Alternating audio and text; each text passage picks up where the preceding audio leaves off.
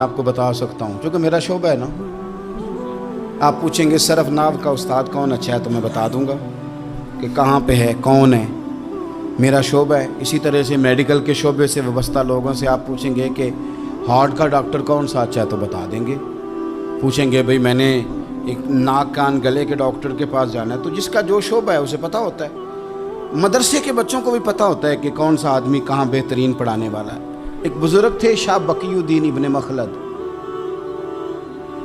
वो कहते हैं मुझे पता चला कि इस दौर में नबी करीम अलैहिस्सलाम की हदीस जो सबसे बेहतरीन पढ़ाते हैं वो इमाम अहमद बिन हंबल हैं। उनको हुजूर की हदीस से जो खास शगफ है वो किसी और को नहीं।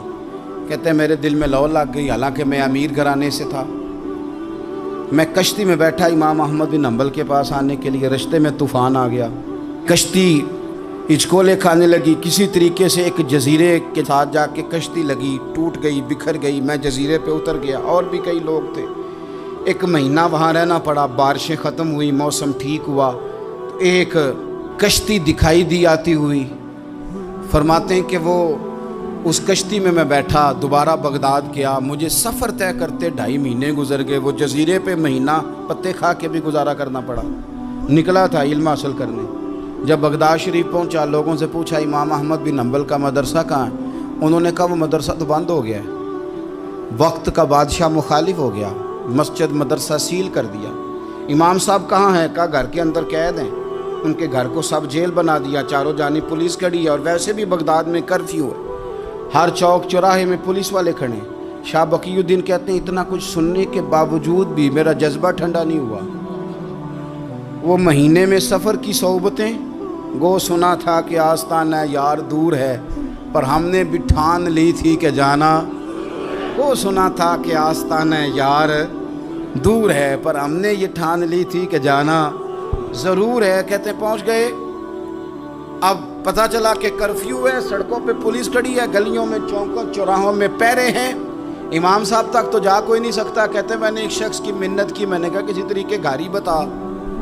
कहने लगा मैं इशारा भी नहीं कर सकता, सख्त हालात है। वो कोई तरीका। मैंने जब ज़्यादा तड़प के कहा तो वो शख्स कहने लगा मैं उनके घर के करीब तुझे ले जाऊंगा और गुजरते वक्त सिर्फ आंख का इशारा करूंगा। कहते मैंने कहा ये भी ठीक है। उनके घर के तेरी तलाश में फिरे ना हम जंगल पहाड़ और दश्त में। उनके दरवाजे के करीब उसने इशारा किया। शाह बकीउद्दीन कहते हैं कि मैं घर दे के आ गया वापस। अब मैं सोचने लगा कि कैसे इमाम साहब तक पहुंचना है। बड़ी तजवीज़ें सोची, बड़ी तजवीज़ें, काम वाला बन जाऊं, फेरी लगाने लग जाऊं। फिर सोचा कि अगर मैं कुछ बेचूंगा रेडी पे रख के तो कोई ख़रीदने निकलेगा, कोई नहीं निकलेगा। किस तरह करूं, क्या करूं, बड़ी सोचें। बिल आखिर मैंने तय किया, अल्लाह अकबर। मैंने ना कपड़े फाड़ लिए, इमामा उतार दिया। फरमाते हैं कि एक प्याला मिट्टी का ख़रीद के गले में रस्सी से बांध लिया, और इमाम अहमद बिन हंबल की 3 गलियों पीछे मैंने दरवाज़ा दरवाज़ा सदा लगानी शुरू की, फ़कीर हूँ, अल्लाह के नाम पे लेने आया हूँ। कहते हैं एक एक दिनार मांगते मांगते मांगते मांगते आज़म यार मनौन दिखाता रसा की पेश बटाए। कहते हैं मांगते मांगते ना मैं इमाम अहमद बिन हंबल के दरवाजे तक आया। अमीर घर का बच्चा था, बड़े पैसे जेब में होते थे। इमाम के दरवाजे पे सदा लगाई, कोई है अल्लाह के नाम पे देने वाला? कहते वो नूर भरा दरवाजा खुला। एक गोरे मुखड़े वाला, सफेद दाढ़ी वाला, सोने इमामे वाला, चमकदार आंखें, नूरानी शबाहत।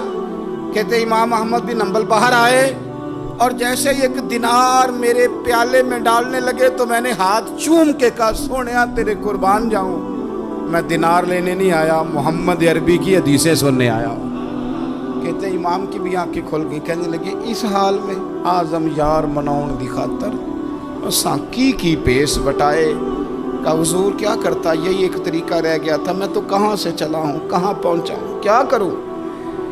इमाम साहब फरमाने लगे फिर मैं भी बड़े दिनों से परेशान था, कोई सीखने वाला नहीं मिल रहा था, तू मिल गया। कहने लगे हुजूर मैं रोज़ आ जाऊं फ़कीर बन के, आप जितना चाहें 2, 4, 5 मिनट में मुझे हदीसें सुना दें, मैं अगले दिन याद कर आया करूं। کہتے 2 سال لگ گئے. شاگرد کہاں ملیں گے ایسے, کہاں مرید ملیں گے, گزر گیا دور. کہتے ہیں کہ میں نا ہر روز فقیر بن کے جاتا, 3 گلیاں پیچھے مانگنا شروع کرتا, کچھ حق نہ کرے. 2 سال دروازے پہ جاتا, آگے پیالہ کرتا, امام 1 دینار ڈالتے اور مصطفیٰ کی حدیثیں سناتے. کہتے ہیں حالات بدل گئے. 2 سال کے بعد حکومت بدل گئی, امام کا مدرسہ بحال ہو گیا, رش ہو گیا. بادشاہ بڑا عقیدت مند تھا جو نیا آیا, اس نے بڑا کر کے ادارہ بنا کے دیا. جس دن میں گیا تو رش لگا ہوا تھا. کہتے ہیں حالات بدلے تو ہم نے بھی کپڑے بدلے, ہم نے بھی دوبارہ سے دستار باندھی. اور کہتے ہیں بڑے لوگ بیٹھے ہوئے تھے, میں جب داخل ہوا نا تو امام اٹھ کے کھڑے ہوئے. آپ فرمانے لگے پتر ادھر آ, تو آگے آ کے بیٹھ. لوگ دین سیکھنے آتے ہیں, تو فقیر بن کے مانگنے آیا تھا. اور میں بھی باقیوں کو پڑھایا کرتا تھا, تجھے میں دیا کرتا تھا. اور اب باقی پڑھا کریں گے, تجھے دیا جائے گا, اور آج تجھے سینے سے نکال کے دیا کروں گا. زمانے بدل گئے, حالات بدل گئے. وہ شخص چلا گیا, کون حکمران تھا کون نہیں تھا, لیکن استاد شاگرد کے ادب کی داستان قیامت تک باقی رہے گی. یہ قیامت, جب طبیعتوں میں احترام ہوتا ہے, جب ادب ہوتا ہے. آپ کو پتہ ہے نبی پاک صلی اللہ علیہ وسلم کو یہ ادب کتنا پیارا ہے. نبی پاک علیہ الصلوۃ والسلام اس احترام کے جذبے کو کتنا پسند کرتے ہیں. اللہ کے پیارے رسول صلی اللہ تعالیٰ علیہ وسلم اس جذبہ احترام سے کتنے راضی ہوتے ہیں. حضور کس قدر زیادہ چاہتے ہیں کہ میری امت ادب والی بنے. نبی پاک علیہ الصلوۃ والسلام ادب والے لوگوں کے بارے میں اتنے راضی ہیں, اتنے راضی ہیں, اتنے خوش ہیں. حضور اتنا نوازتے ہیں. میں نے یہ حدیث پڑھی تو یوں لگا کہ جیسے روح وجد کرنے لگی ہے. بہقی میں امام بہقی نے لکھی ہے, اللہ کے پیارے رسول علیہ السلام فرماتے ہیں جو چھوٹے پر شفقت کرے اور بڑے کا احترام کرے, اللہ اسے جنت میں میری سنگت عطا فرمائے گا. یہ میرے قرب کا ذریعہ ہے, یہ چیز میرا قرب ملے گا. شرط یہ ہے کہ ادب والے بن کے آؤ, احترام والے بن کے آؤ. کبھی بھی سوء ادب نہ کریں, کبھی کسی مقام پر بھی بے ادبی نہ کریں. آپ اپنا ذائقہ کبھی تبدیل نہ کریں. امام احمد بن حنبل کی جگہ وضو کر رہے تھے. ایک شخص کہتا ہے میں نے ساری زندگی گناہوں میں گزار دی تھی.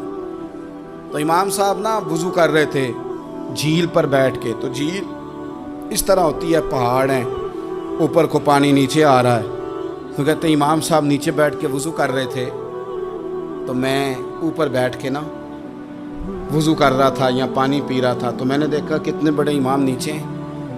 کہتا ہے میں نا میرے دل میں خیال ہے یار میں ساری زندگی غلط کاموں میں گزاری ہے, پر جو بھی ہے یہ رسول اللہ کے دین کے عالم ہے.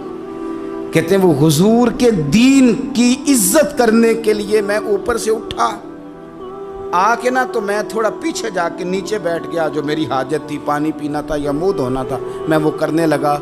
کہتے ہیں امام صاحب نے بھی یوں نظر میری طرف دیکھی, پتہ نہیں انہوں نے کیا دعا دی کہ رب نے مجھے توبہ کی توفیق عطا فرما دی. میں اللہ کے فضل سے اللہ نے میرا دل موڑ دیا اور میں رب کریم کی بارگاہ کی جانب میری توجہ ہو گئی. خدا نے مجھے اس ادب کی برکت سے اپنی بارگاہ کی طرف اللہ تبارک و تعالیٰ نے مجھے موڑ لیا. بے ادبی تو بندے کو کفر تک لے جاتی ہے, بے ادبی تو کفر تک لے جاتی ہے. اگر بندہ بے ادب ہوتا ہوتا اللہ رسول کی بے ادبی تک پہنچ جائے تو دور نکل گیا. لیکن یہاں باقاعدہ بے ادبی کو پروموٹ کیا جا رہا ہے. کبھی بھی بے ادب نہ بنے, ادب والے رہیں, ادب والے بن کے جئیں, ادب والے بن کے دنیا سے جائیں. وہ درویش نے کہا تھا کہ بے ادباں مقصود نہ حاصل, نہ درگاہ ٹوئی, بانج ادب دے محمد بخشا, توڑ نہیں چڑھیا کوئی. آخر دعوایا ان الحمدللہ رب